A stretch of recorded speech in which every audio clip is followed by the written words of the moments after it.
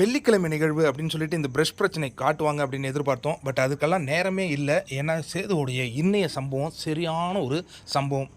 சாட்டை எடுத்து சுளுக்கு சுளுக்குன்னு அடித்த மாதிரி ஒவ்வொருத்தவங்ககிட்டையும் அவர் வைத்த கேள்வி. அவர் எந்தவித பாகுபாடும் பார்க்கல. யாரையும் அவர் வந்து ப்ரைஸும் பண்ணல, யாரையும் டீப் ப்ரொமோட்டும் பண்ணல.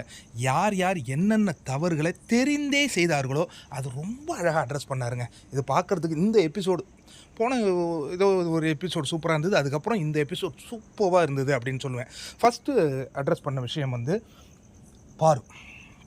அதாவது பாரு வந்து அந்த பட்டப்பேர் வச்சாங்க இல்லையா, அதில் கூட ராஜமாதாவுங்கிறதே அவர் மன்னிச்சிடுறாரு, அரோராவுக்கு வச்சதையும் மன்னிச்சிடறாரு. ஆனால் அந்த வக்ரமம் அப்படிங்கிறது அது வந்து ஒரு ஹராஸ்மெண்ட்டான ஒரு வேர்டு. அந்த வக்ரம் அப்படிங்கிறது எப்படிங்கிறதையும் அவர் அரோராவை வச்சு எக்ஸ்பிளைன் பண்ணார்ல, அது பயங்கர ஹைலைட்டுங்க. ஏன்னா அவங்க வந்து ஒரு அந்த பொண்ணை பொறுத்த வரைக்கும் அது பெரிய வெஞ்சன்ஸ்லாம் கிடையாது. பண்ணிட்டதை மனசுக்கு நேராக பேசுகிற ஒரு பொண்ணு தான் எனக்கு. ஆனால் அரோராவெல்லாம் பிடிக்கலலாம் நினைக்காதீங்க. துஷாருடைய வாழ்க்கையவே பிக் பாஸில் கெடுத்து விட்டது அரோரா தான். அதில் நான் கண்டிப்பாக இருப்பேன்.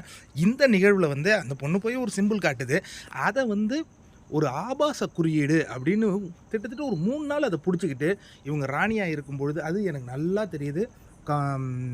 அவங்க மேலே ஒரு அக்யூசியேஷன் வைக்கணும் அப்படிங்கிறதுக்காகவே அதை வச்சாங்க. இன்னொன்று, எதுக்குமே தெரியாத அதுக்கு சப்போர்ட்டிங். ஏன்னா இவரை வந்து ஜெயிலுக்கு அனுப்பாத அங்கே சப்போர்ட் பண்ணாங்க பார்வதி அப்படின்னு சொல்லிட்டு இவரும் அந்த ஆபாச குறியீடுனார். நம்மளும் யோசிச்சு பார்த்தோம், அப்படி ஏதாவது அவங்க ஆபாசமாக கையில் ஏதாவது குறியீடு காட்டினாங்களா, இல்லை என்ன காட்டினாங்கன்னா அவங்க இப்படி கல்லை அடக்கலாம் அப்படின்னு சொல்லியிருக்கிறாங்க. இதை எவ்வளவு ஒரு விஷயமாக பண்ணதை இதுதான் வக்ரம் அப்படின்னு சொல்லி முடித்தார் பார்த்தீங்களா. செம்ம ஹைலைட்டான ஒரு விஷயமா இருந்தது. ரொம்ப சூப்பராக. ஏன்னா இப்படி தாங்க புரிய வைக்கணும். புரியாதவங்களுக்கு இப்படி செய்முறையில் தான் புரிய வைக்கணும். ரொம்ப அற்புதமான ப்ராக்டிக்கலாக அந்த கல்லெல்லாம் வச்சு அவர் செய்து காட்டியது வந்து ரொம்ப அற்புதமாக இருந்தது, சூப்பராக இருந்தது. இப்போ வந்து விக்ரம் தனக்கு ஒரு நியாயம் கிடைத்து விட்டதுங்கிற ஒரு மகிழ்ச்சியில் இருக்கும்போது அடுத்த சம்பவத்துக்கு வராருங்க. அதாவது கேப்டன்சி டாஸ்க் ஒன்று நடந்தது இல்லையா முதல் வாரம். நம்மளாம் பரபரப்பாக பேசின டாஸ்க் அதுதான். அதாவது என்னென்னா, தெரியாமல் செய்யும் தவறை கூட மன்னித்து விடலாம், தெரிந்தே செய்யும் தவறை நம்ம மன்னிக்கவே மாட்டோம் அப்படிங்கிறது தான். இப்போ நம்ம என்ன பண்ணோம், அது ஒரு ஸ்போர்ட்ஸில் கண்டிப்பாக அடிபடுமானா அடிபடும். அது வந்து நம்ம ஸ்போர்ட்டிவாக தான் எடுத்துக்கணும், கரெக்டாக.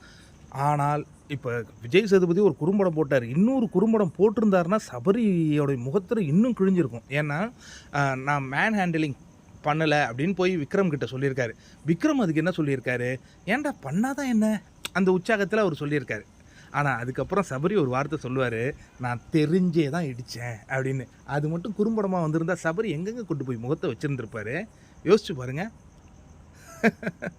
இன்றைக்கி சபரிக்கு வேறு ஆர்மியா அது ஒன்று கிளம்பிக்கிட்டு அவனுங்க ஒன்று பேசிக்கிட்டு இருக்கானுங்க. எப்படா இருக்கலாம் டேய், எவ்வளோ நல்லா இருக்குடா வக்ரம் அப்படின்னு சொல்லி விக்ரமை சொல்லும்பொழுது விக்ரமுக்கு எவ்வளவு ஒழிச்சிருக்கும். அதே மாதிரி தெரிஞ்சே அடித்தேன் அப்படிங்கிற அந்த குறும்படத்தை போட்டால் பார்வதியோடைய மனசு உடஞ்சிருங்கிறதுக்காக தான் சேதன் அதை போடலை. ஏன்னா அவர் ரெடியானார் அதையும் போடுறதுக்கு. இன்னொன்று, அந்த குறும்படம் நமக்கே நம்ம காதிலே பூ சுற்றிருக்காங்கங்க கனி அண்ட் விக்ரம்லாம். அதாவது பிக் பாஸ் ஒரு ரூல் போட்டிருக்காரு, இவனுங்க அதுக்கு ஏற்ற மாதிரி அதை மாடுலேட் பண்ணியிருக்கானுங்க பாருங்கள் எவ்வளோ அழகாக. அதாவது என்னென்னா, அந்த ட்ரையாங்கிள்குள்ளே எப்போ போகக்கூடாதுன்னா பாட்டில் எடுக்கிறதுக்கு அதுக்குள்ளே போகக்கூடாது. சும்மா இப்படி நின்றுட்டு இருக்கும்போது அதெல்லாம் கிராஸ் பண்ணால் அதெல்லாம் ரூல் பிரேக் இல்லைங்கிறது ரொம்ப தெளிவாக எழுதியிருக்கு. அதை எடுத்துன்னு வந்தே படிக்கிறார் சேது. அப்போ நீ எப்படி போகிறதா, ஏன்னா அந்த பார்வதி உள்ளே நுழையும் போதே கனி ஃபவுல் இது வந்து இது டிஸ்குவாலிஃபைடு. அதேமாதிரி விக்ரம் இது டிஸ்குவாலிஃபைடு அப்படின்னு ஒன்று அவங்க போய் ஒரு பாட்டில் எடுத்துன்னு வரும்போது கூட ஓடுறாங்க கனி, கடன்னு ஓடி போய் ஐயோ நீ டிஸ்குவாலிஃபைடு, இதெல்லாம் பண்ணக்கூடாது அப்படின்னு சொல்லி சொன்ன கனிக்கு அப்படி வெத்தி விட்றான் பாருங்க சபரி. அந்த பொண்ணு வந்து உழுத அது தெரியலையாம், கனிக்கும் தெரியலையாம், கவனிக்கலையாம். சரி, அவங்கள அது ஜட்ஜஸ் கவனிக்கலை. பார்வையாளர் கோர்ட்டில் உட்காந்துருந்தார்ல விக்ரம், அவருக்கு தெரியவே இல்லையாம். காலை மிதிச்சார்ல, அவருக்கு பக்கத்தில் இருந்த அமித்துக்கு தெரியுது. அவன் காலை மிதிக்கிறான்னா நீ ஷூ போட்டுக்க, அது நல்லா தெரிஞ்சுதான். ஆனால் விக்ரமுக்கு அந்த நிகழ்ச்சியே தெரியலையாம். சரி, இப்போ படம் போட்டு காட்டிட்டேன், இப்போ எப்படி நீங்கள் ஃபீல் பண்ணுறீங்க? நான் ரொம்ப அசிங்கமாக ஃபீல் பண்ணுறேன் சார். இப்போ இவங்கெல்லாம் இதுக்கப்புறம் எங்கே கொண்டு போய் முகத்தை வச்சுப்பானுங்க? ஏன்னா இவனுங்களாம் நியாய தர்மம் மாதிரி ஒரு அதாவது விஜய் சேதுபதி சொன்னது போல தான், நமக்கு பிடிக்குதோ பிடிக்கலையோ ஒருத்தவங்க வந்து உடல்நிலை பாதிக்கப்பட்ட நிலையில் தன்னை அறியாமல் ஒரு கண்ணீர் வருது பார்த்தீங்களா, அது மனிதாபிமானம். தன்னை அறியாமல் ஒரு ஆறுதல் சொல்கிறீங்க பார்த்தீங்களா, அது மனிதாபிமானம். பிடிச்சவனுக்கு ஒரு மாதிரி பிடிக்காதவனுக்கு ஒரு மாதிரினா இது பிக் பாஸ் வீடு, இது மக்கள் பார்த்துட்டு இருக்காங்கன்னு உங்களுக்கு தெரியும்ல. உனக்கு பிடிக்காதவன் அடிபட்டு விழும்போது நீ தூக்கி இருந்தீன்னா உன்னுடைய கிரேஸ் எங்கே ஏறி இருக்கும்? ஆட்டத்தில் ஃபவுல் கேம்னு சொன்னாயா, டிஸ்குவாலிஃபைன்னு சொன்னாயா, ஆனால் அந்த பொண்ணுக்கு அடிப்பட்ட உடனே வந்து அவ்வளோ அக்கறையாக நின்னாயா அந்த விக்ரம் அப்படின்னு பேசியிருப்பாங்கல்ல. சபரி உன்னுடைய பாடி லாங்குவேஜ் எப்படி இருந்ததுன்னு பார்த்தியா குறும்படத்தில்? ஒரு புல்டோசர் மாதிரி நீ செயல்பட்டுருக்கங்கிறது பார்க்கும்போது ஒரு பதில் பேச முடியலையே விஜய் சேதுபதி முன்னாடி. சபரி யாரா அது? சபரிக்கு ஆர்மி உருவாக்கி நீ பேசிகிட்டு இருந்தீங்க ட்விட்டர் ஸ்பேஸில். அப்படியே விஜய் சேதுபதியை எவிக் பண்ணணுமா அதான் பேசிகிட்டு இருந்தானுங்க. இப்போ எனக்கு நல்லா தெரிஞ்சு போச்சு. ஏன்னா வாருன்னு விஜய் சேதுபதி சபரிங்கிற அந்த போலி முகம் அணிந்த மனிதனுடைய முகத்திரையை கிழித்த அந்த காட்சி. அதே மாதிரி அந்த நிகழ்ச்சி நடந்த ஒன்று குட் கேம்னு ஓடுறாரு யார்? எஃப்ஜே. இன்னொன்று எஃப்ஜேவுடைய அந்த பாடி லாங்குவேஜ் விஜய் சேதுபதி முன்னாடி பார்த்தீங்களா அப்படின்னு ரியல் திமிரு பிடித்தவர் போல் இருந்தாருங்க. ரியல் திமிரு பிடித்தவர் மாதிரி அந்த ஃபேஸ் ரியாக்ஷனு. அவனை போய் தம்பின்னு இந்த அம்மா கொஞ்சின்னு இருக்குதே. நான்லாம் கனியை வெறுக்கிறதுக்கு பெரிய காரணமே எஃப்ஜே மாதிரியான ஆட்களை ஊக்குவிக்கிறது தான் எனக்கு பிடிக்கல. சபரி ஒரு பழுத்து தோல் போத்திய புலி, ஒரு நல்லவன் மாதிரி கூட நடித்து வேடதாடியாக வாழ்கிறான், விட்டுருங்க. இவர் பசுத்தோல் போத்திய அது ஒரு மாதிரி மிருகம் மாதிரி இருக்குது, அதை கொஞ்சறாங்க. யார்? கனியக்கா படித்து சொல்கிறாரு சபரிக்கிட்ட, என்னையா இன்னும் தங்கச்சி பாசம் அக்கா பாசன்ட்டு என்ன நடந்துக்கிட்டு இருக்கு அப்படிங்கிறதெல்லாம் ரொம்ப அருமையாக இருந்தது. கனி இன்னும் நீங்கள் கேம் ஆடாத இதே பாச வலையில் உட்காந்து சுற்றிக்கிட்டு இருந்தீங்கன்னா சரி வராது. இன்னொன்று இப்போ நீங்கள்லாம் கேட்கலாம், இது மட்டும்தான் குரூப்பிசமா, இதை மட்டுமே சேதன் கேட்டிருக்காரு, அவங்க அங்கே ஓப்பன் நாமினேஷன் பண்ணுறாங்க, இதெல்லாம் கொஞ்சம் பொறுங்க கண்ணா, எல்லாத்தையும் டக்குன்னு போட முடியாது. இன்றைக்கி ஒரு வார்த்தை சொன்னால பிரஜன்கிட்ட, நீ கேம் ஆட ஏன்னா உன் பொண்டாட்டிக்காக கேம் ஆடிட்டு இருக்க, அவ்வளோதான். இதுலேயே எல்லா விஷயமும் அவங்களுக்கு புரியணும். புரியலைன்னா நம்ம ஒன்றும் பண்ண முடியாது. கரெக்டாக? அதுக்கு அடுத்தது கனி எந்த அளவு தவறு செஞ்சுருக்காங்கன்னா, ஒன் சைடாக அவங்க வந்து சபரி வெற்றி பெறணுங்கிறதுல ரொம்ப ஆர்வம் கட்டினாங்கங்கிறதுனால அவங்க மேலே குற்றச்சாட்டு. சாண்ட்ராவை பொறுத்த வரைக்கும் அந்த பொண்ணு வந்து ஆனால் செம்ம ஆக்டிங், எதுவுமே தெரியாத மாதிரி எல்லாம் தெரியுங்க. ஸ்கெட்சு போடுறது சாண்ட்ரா எல்லாம் தெரியும், ஆனால் இதில் எதுவுமே தெரியலையா. கடைசியாக போய் கனி எதுவும் நியாயம் கேட்டுட்ருக்காங்க, நீங்கள் பேசுகிறதே எனக்கு புரியலைன்னு சொல்லிட்டு போனது. ஐயோ எப்பா, சாண்ட்ரா கிட்ட ரொம்ப ஜாக்கிரதையாக இருக்கணுங்க. இந்த நிகழ்வு நடக்குது. இதில் நீங்கள் பார்த்தீங்கன்னா வீக்கெண்ட் எபிசோடில் சில பேரை அவர் அட்ரஸ் பண்ணவும் இல்லை, பேசவும் இல்லை. ரம்யான்னு ஒரு கேரக்டர் இருந்தது, அது கேப்டன்சி பற்றி பேசுனது நமக்கு காட்டலை. இந்த நிகழ்ச்சியில் அவர் ஒரு வார்த்தை கூட பயன்படுத்தலை. அப்படின்னா என்ன அர்த்தம்? நீ இந்த வீட்டில் இருக்கிறதே தண்டன்னு அர்த்தம்.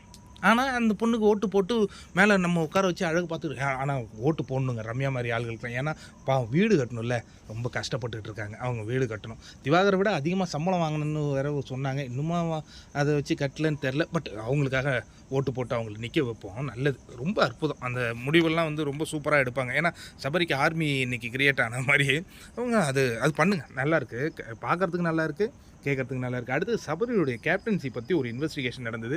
அங்கே வியானா மொக்கை வாங்கி அந்த காட்சிகளையும் பார்த்தோம், அது ரசிப்பு.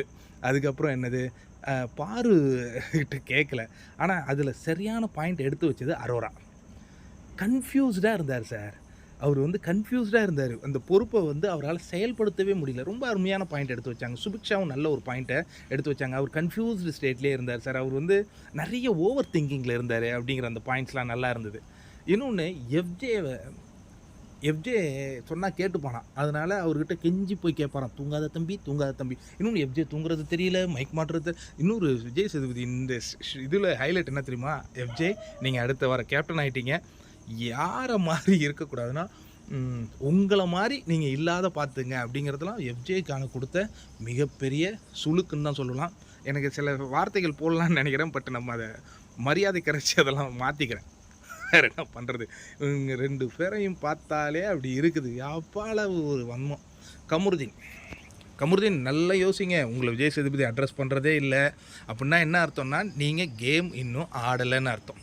அடுத்தது கானா வினோத் எழுந்திருக்கும் போது ஒரு மிகப்பெரிய ஆரவார கைத்தட்டல் எழுந்ததை நீங்கள் பார்த்துருப்பீங்க. பட் கானா வினோத் இப்போ அந்த பாடி ஷேமிங்லாம் இருக்கு இல்லையா, அது கானா வினோத்தையும் அட்ரஸ் பண்ணணும். ஏன்னா ஆனால் திவாகர் போயிட்டாரே, இப்போ கானா வினோத் யாரை வச்சுக்கிட்டு கலாய்ச்சிக்கிட்டு இருப்பார்? ஆக்சுவலாக திவாகர் போனது கானா வினோத்துக்கு ஒரு மிகப்பெரிய இழப்பு. அது அவருக்கு புரியுமா என்னன்னு நமக்கு தெரியல. இன்னும் எபிசோடை பொறுத்தவரையும் ரொம்ப பட்டாசாக இருந்தது. இப்போ இவங்களுடைய முகத்திரை கிழிக்கப்பட்டிருக்கு. அன்பு கேங்கருடைய முகத்திரை கிழிக்கப்பட்டிருக்கு. அடுத்த வாரம் அவங்களுடைய முகத்திரையும் கிழிக்கப்படும். இன்னொன்னு சேதுபதி ஒரு விஷயத்துல ரொம்ப கிளியரா இருக்காரு. கேமா பாருங்க. இதில பாசத்த கொண்டு வந்து அத வேஷமா மாத்தாதீங்க அப்படின்னு பார்வதிய வறுத்தார். அப்புறம் பார்வதிக்கு ஒரு நியாயம் கொடுத்தார். இது சேட்டர்டே நிகழ்வு. ரொம்ப அற்புதமா எனக்கு இருந்தது. எனக்கு ரொம்ப ஹேப்பியா இருந்தது. நாளைக்கு இன்னும் சம்பவம் இருக்காம்.